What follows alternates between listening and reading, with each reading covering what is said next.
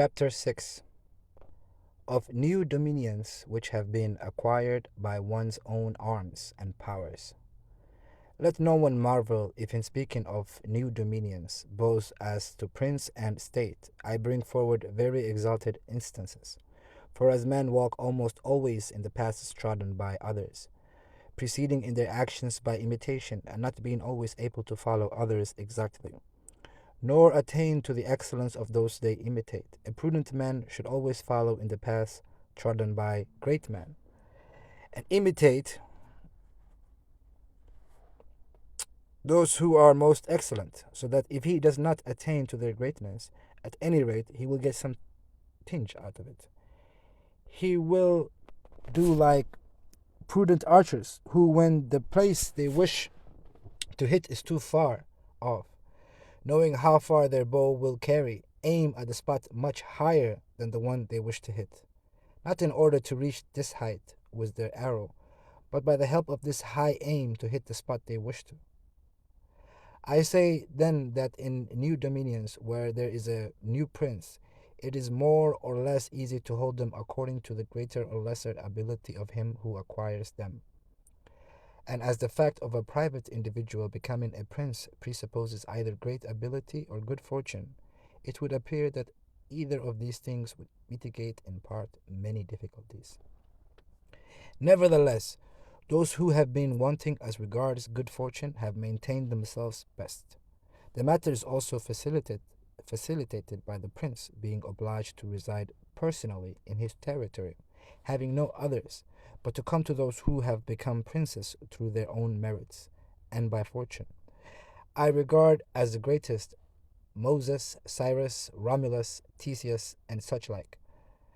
And although one should not speak of Moses, he having merely carried out what was ordered him by God, still he deserves admiration, if only for that grace which made him worthy to speak with God. But regarding Cyrus and others who have acquired or founded kingdoms, they will all be found worthy of admiration, and if their particular actions and methods are examined, they will not appear very different from those of Moses, although he had so great a master. And in examining their life and deeds, it will be seen that they owed nothing to fortune but the opportunity which gave them matter to be shaped into the form that they had thought fit. And without that opportunity, their powers would have been wasted, and without their powers, the opportunity would have come in vain. It was thus necessary that Moses should find the people of Israel slaves in Egypt and oppressed by the Egyptians, so that they were disposed to follow him in order to escape from their servitude. It was necessary that Romulus should be unable to remain in Alpa and should have been exposed at his birth, in order that he might become king of Rome and founder of that nation. It was necessary that Cyrus should find the Persians discontented with the empire of the Medes, and that the Medes weak and effeminate through a long peace. Theseus could not have showed his abilities if he had not found the Athenians dispersed. These opportunities therefore gave these men their chance, and their own great qualities enabled them to profit by them, so as to ennoble their country and augment its fortunes. Those who by heroic means such as these become princes obtain their dominion with difficulty, but retain them easily, and the difficulties which they have in acquiring their dominions arise in part from the new rules and regulations that they have to introduce in order to establish their position securely. It must be considered that there is nothing more difficult to carry out, nor more doubtful of success, nor more dangerous to handle, than to initiate a new order of things. For the reformer has enemies in all those who profit by the old order, and only lukewarm defenders in all those who would profit by the new order. This lukewarmness arising partly from fear of their adversaries, who have the laws in their favor, and partly from the incredulity of mankind, who do not truly believe in anything new until they have had actual experience of it. Thus it arises that on every opportunity for attacking the reformer, his opponents do so with the zeal of partisans. The others only defend him half-heartedly, so that between them he runs great danger. It is necessary, however, in order to investigate thoroughly this question, to examine whether these innovators are independent or whether they depend upon others. That is to say, whether in order to carry out their designs they have to entreat or are able to force. In the first case, they invariably succeed ill and accomplish nothing. But when they can depend on their own strength and are able to use force, they rarely fail.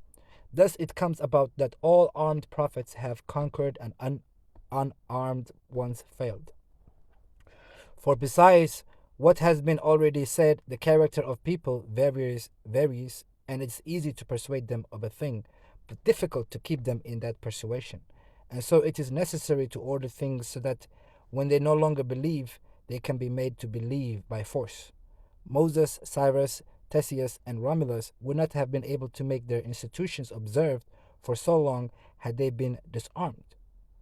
Moses was armed, as happened in our own time to Fra Girolamo Savonarola, who failed entirely in his new rules when the multitude began to disbelieve in him.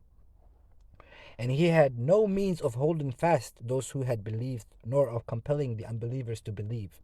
Therefore, such men as these have great difficulty in making their way, and all their dangers are met on the road and must be overcome by their own abilities. But when once they have overcome them and have begun to be held in veneration and have suppressed those who envied them, they remain powerful and secure, honored and happy. To the high examples given I will add a lesser one, which however is to be compared in some measures with them and will serve as an instance of all such cases, that of Jeron of Syracuse, who from a private individual became Prince of Syracusa, without other aid from fortune beyond the opportunity. For the Syracusans, being oppressed, elected him as their captain, from which by merit he was made prince.